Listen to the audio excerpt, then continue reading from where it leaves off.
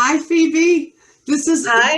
It's nice to see you. This is Connie Inukai, and I'm so happy to see you. I want to tell you first the purpose of this interview. So I'm a relatively new entrepreneur, and I have always been working alone. And I thought it's time to hire a business coach. But before I spend my money on a business coach, I decided I would interview 15 business coaches and see what they have to say, what they do, and how they can help me. And I'm going to share this interview with other entrepreneurs that may need the help of a business coach. So that is my purpose. Okay. So Very good. can you introduce yourself? Yes. Good afternoon, daytime entrepreneurs, whoever's listening now. My name is D Yvonne Rivers. I go by Phoebe. The name of my company is Phoebe Marketing Group, established in 1997 as a business development, marketing, and training organization. So we do business around the world as business coaching, business marketing, business training. So anyone who wants to start a business, grow a business, or even a nonprofit or NGO, if you want a strategic plan, we help you do that also. Oh, that's great. Well, I know your reputation is stellar. So I wanted to ask you a few questions because this will help me and it may help many other people. So exactly what do you do as a coach? As a coach, if someone brings me on as a coach, a one-on-one coach, and I also do group coaching also, Connie, because that's another alternate or avenue, because it may be an entrepreneur like you're saying, you're just getting started and you feel like you have to have a coach. There's group coaching, and I have group coaching. I actually have about 3 different group coaching circles that I'm doing that have between 5 to 7 in it. That brings you a lower price point. In other words, there are different businesses in there, but the general coaching, and they can help each other. One-on-one coaching, we'll set a schedule on whatever that would be. And we really work that out in the very beginning. I really look at what your deliverables are, which simply means, what do you want to get out of this? What do you want to go to? Where are you now? What's been your best thing that's worked for you? What's been the worst thing that's worked for you? So if it's one-on-one, it's one-on-one on Zoom, just like you and I are doing now. We set a schedule. If it's a group coaching, we'll have set times for group coaching. So we have the option with that, depending on the entrepreneur, and we work it out with a customized plan. That's wonderful. So what exactly do you do? Well, first, let me say, what do you do in group coaching? What are some of the steps you take? We pretty much will have, I call them an agenda or curriculum, because I always teach from a workbook that I really have developed over the years. And I'm able to tweak that or customize that basically on the different industries. Some basic fundamental practices in business will never change, no matter what kind of business you're in. Then if you get into whether it's a service business, whether it's a product business, then we'll look at some different nuances that's different, appropriate to that particular organization. So we really will have a workbook that we're working with, and I call them modules that they'll work on. They'll have their homework that they'll need to do from session to session. They'll do their homework. They come back to each session and we'll review what they've done, how they're really progressing, and how are they progressing with it, because I like to pace them, which simply means when they've got a goal they want to reach in the end, well, how are you doing on that goal? What do we need to do to sort of tweak it and modify it and make sure you stay on pace? And how often do you meet with one group? You said you have 3 groups, but I have 3 groups. One particular group meets every week for right now, hour and a half each week, like Tuesday night. 2 other groups, we meet every other week for 2.5 hours. So it's depending on the circles that I have. I see. And I notice you also do a lot of work overseas. Do you have clients overseas? I have clients on 4 different continents, and I train and teach in 4 different languages. Really? What are those languages you use? Of course, English, English, French, Swahili. Well, actually more than 4. English, French, Swahili, Yoruba, and Arabic. Well, that's incredible. Okay. And how did you just learn those or have you known them? Oh no, I have a team. I have a team of 8 people who help me. I have 3 out of Washington, D.C., and 5 others across the globe, and team members. Of course, I'm learning French. I'm not adept to teach the whole class myself in French. So I have a French team member, Swahili. So all my team members will have those particular languages. But I really want to get competent myself to teach and train in French. So I am learning French. Oh, well, très bien. Je parle français. Did you know that? No, I said I'm learning, Connie. I studied French for 10 years. Oh, wow. See, okay, you can be my translator in some of my classes. I haven't spoken it in a long time, but I was a French major in college. Okay. Yeah, so Wow. I'm pretty good at it. So I'm just learning. Well, great. So that's what you do for your groups. Now, what is it? How is it different for a one-on-one? With a one-on-one, it is definitely customized, typically weekly, every week or every other week, depending on the individual entrepreneur and based on what they want to achieve and the time frame. And I ask that question, I say that question, whether it's a week or every other week. Some are experienced entrepreneurs. They simply need to really get some advice from me, go and do it.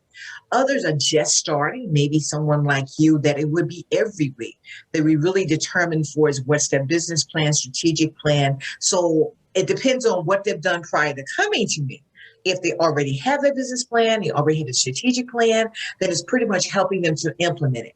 Now, I go back as far as also, Connie, some of my services I offer. I do will work and develop a business plan and strategic plan. So if someone needs a plan, we do that also. Oh, that's great. Now I know firsthand that you work with inventors, but Yes. you work with other kinds of businesses also? All different kinds of businesses, even I call manufacturers. You're an inventor. I have several other inventors who have created different products that they're selling on the market that they actually manufacture just like you do. I work with other people who actually are, when I say manufacturers, some of my global clients, they actually will have like goods like cocoa, coffee, shea butter that they actually make into products. So then they're talking about developing and manufacturing with that. Also, people who have services. It could be a salon service, hair service. I have a Nigerian client who has a makeup brand. And so they have makeup. So no matter what the industry or the product or service, we can walk them through, because a coach really, and I like to say a coach is the one that helps you increase your competency in your game. And I use that in the sports analysis, whether you've got a basketball coach, track coach, or whatever, they're to help you get better. That's when I come in, because you bring everything to the table. I look at what you have on the table, then I say, let's do it this way. And I help to pull out your best qualities and characteristics. That's really my goal, because I become that conduit to help you become excellent. So you mentioned you bring out their best qualities. Yes. So I want to know, what are your best qualities? My best quality is seeing in you what you may not see yourself, and be able to share that with you, empower you to believe in yourself, and then go and achieve all of what you set out to do. That's incredible. Now, can you give me a success story? One of your clients? Oh, I've got dozens of them. Let me see. I'll tell you, let me just start out with one of my greatest stories is when I coach or training. I've been doing this for a while, Connie.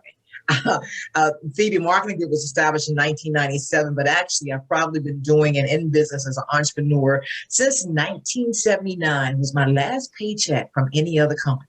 1979, okay? And what gives me the greatest joy is people have trained, have come through my classes or my training or coaching. 10 years later, 15 years later, they come back and say, you've been sitting on my ear for the past 15 years whenever I want to make a decision. So that means they've taken the training and it sunk in long enough to stay with them for years. The Nigerian company that I spoke of met her probably a couple of years ago. And if you know anything about global travel, or global anyway, that other parts of the world don't have all the things we have here in the United States of America. And so working with what she had, working with the resources she had, and really with lower money, she was focusing on what I created and she created. She was a makeup artist herself and working for someone else. And she really wanted to say, she didn't believe in that they had the best quality of ingredients. So she really sourced out, consulted a chemist, and actually said, let's make some products.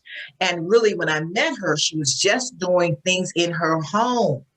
Now she has 10 people, 10 African women in Nigeria working for her and really putting together the makeup and the products, shea butter and so forth, using the resources. Same another example of someone with jewelry. She just loved to do jewelry. She was very innovative and creative. Now she has people working for her in doing that.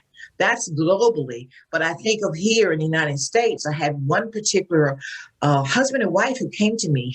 Both of them were working full time, so they were called entrepreneurs. They're doing it part time, and it was a janitorial and cleaning service. So she took the leap to quit her good corporate job while he still worked, and she went full time in the business. And she was really focusing on just her and him after he got from work to do the after evening cleaning, and normally commercial cleaning.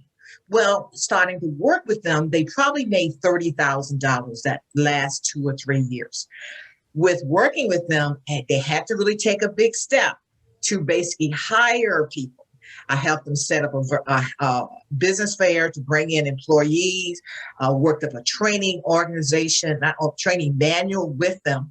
They then had probably 10 people, then 30 people. Well, they went from $30,000 a year and 24 months to $300,000 a year, which was simply replication of what they were doing right then. So, and that's the key for scaling. I call it blitz scaling. Blitz scaling when you scale real fast, using a viable, good working business model. And I'll tell you, Connie, that's what has propelled me globally, because I've been doing business here in the United States since 1988, 1997. But the last 13 years, I've been going global because I say there's only 330 million people here in the US, but it's 7.9 billion in the world. And so I really have been replicating the same business model I've used here in countries around the world. That's incredible. That's incredible. So obviously you enjoy what you're doing. Obviously, can you see? Yes, I can see. So that's a big part of it. So I want to get a little bit more specific to me, my personal goals. Sure. And see what you think I would need, and would you be a good fit for me? Uh-huh. So since I met you a while ago, and you know about my invention, tip and split. Right, okay? Right. I'm still working on that. I'm still selling tip and split. Yeah, right. Okay. I have a new project that I'm working on now, and I started this during COVID. And what I did is I got very aware of when you get older, you start worrying a little bit more about dying, life expectancy. Yes. And so I decided when I'm gone, I have 6 grandchildren. And I want them to know about me after I'm gone, because nobody's going to know about me unless I tell them. So what I did is during COVID, I gathered up all my pictures from 20 photo albums and shoeboxes filled with pictures. And I made it into a book so I can share with other people, my descendants, what I want them to know about me. Okay, so I think this is a great gift to give to somebody young to work with their parents or their grandparents on it. And actually, this is the book I wrote. I wrote my book first so that I would be able to help other people write their book. So that's what I'm doing. And I want my grandchildren to know that grandma was young once. You see? Right. I also filled it with a lot of family history. So my whole book is filled with history that they can know. So one of the things that I focus in my book is mostly pictures with captions, but I have a little bit of words, and I have one little section, 2 pages called namesakes. and I talked to them how people in my family got their names. And we're Jewish. And usually in Judaism, you name somebody after a loved one who died, just to honor that person and remember them. So my name is Connie, and that's not a Jewish name. So I wrote the story of it. It says, here's how I got my name. My mother named my older sister Sharon and told my dad that he could choose my name. He chose Francis. When my mom asked my dad where he got that name, he said it was his old girlfriend. So my mom was furious, and she looked at the nurse's badge, and her name was Connie. So that's how I got my name. So That's a funny story. I know. So I have a lot of stories that are so interesting to me. And my grandchildren, the oldest one is 9, but I imagine when they get older, they will really go through my book. And my book is very easy to write and very easy to read. Oh, this is a picture of a boat that we had when I was growing up. There were 6 kids. You can see all of us. And we used to go fishing every weekend and bring back like 100 fish because there were 6 of us, 6 kids and 2 parents. And one day we brought back some fish, and one of the fish wouldn't die. And so we put him in the bathtub, and nobody ever used that bathtub for 20 years. Wow. I can imagine. Yeah. Because we remembered the fish swimming around. Right. So my whole book is filled with memories. So my children can know who I am after I'm gone. So I'm trying to write a course to help people write their own story. Okay. And they can do it in 6 weeks. I have 6 lessons. They can do it in 6 weeks. So I'm right now thinking, do I need a business coach? How could a business coach help me? So I'm being very specific about my case, Phoebe. So what would you say? Okay. Well, first of all, the first thing I do with anyone who comes to me, I look at, they tell their story just like you just did to me. And I look at the bigger picture. And what I mean by the bigger picture, it's not really about you writing this book about yourself. This is about history. This is about legacy. This is about remembrance. Just those 3 words there gives you prospects. Looking at the areas to talk about demographics and talking about a business, you have to solve a problem. So the question to determine who you can really sell your course, not only sell your course, but I'm thinking of other things, audiobooks. I mean, it's not just people who write their legacy or history. It could be libraries. It could be research and whatever. So I look at the big picture and have the person describe, well, this is just not this particular thing. This is a bigger thing because there's more than one product I see for you, more than just this course. More than just write my selfie. I look at you not only for as in not giving you everything away until you hire me as a business coach, but I look at different parameters and fields that I see you going in. And that's how I do with anyone who comes to me. They may come to me specifically a particular product or service that they're doing, but I look at the bigger picture. For instance, I work with real estate agents and they'll come and say, we sell homes. No, you don't sell homes. You sell dreams. You sell dreams. And with that dream is not only a home, but maybe it's bringing in for its interior design or whatever. So I look at the bigger picture and really get that entrepreneur to think innovative, left brain, right brain, full picture to put it aside so you really can grow your business. One particular road will get you somewhere, but 5 or 6 or 7 different streams of revenue will get you that much further on you towards your goal. That is great. Okay, so I put you on the spot there, and you just really delivered. So Phoebe, if somebody was looking to hire a coach, what could you give some words of wisdom about somebody like me who is looking to grow their business?